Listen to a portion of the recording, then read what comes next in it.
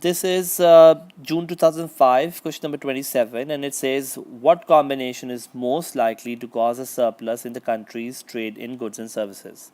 So we know this, that trade in goods and services, basically your balance of trade, and the balance of trade going in a surplus would mean X minus M to rise, your net exports to rise. Let's see what can inflation do.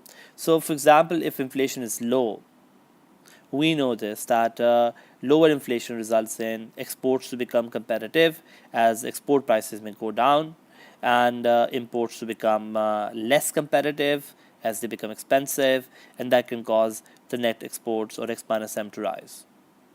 Okay, so the first reason why a surplus can happen could be because of low inflation, which results in a country's competitiveness to rise, and therefore inflation has to be low in order for surplus to happen.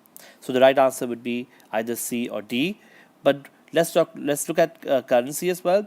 Well, if you want the current account to go in a surplus, and let's assume that exports and imports are elastic, then you want the currency to be weak.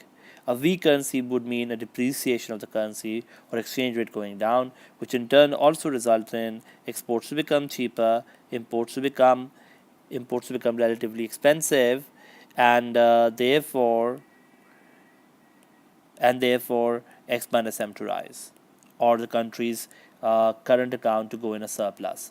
So that's why the right answer which would be D, which means the currency has to be weak, which means a low exchange rate, and inflation has to be low in order for a surplus to happen.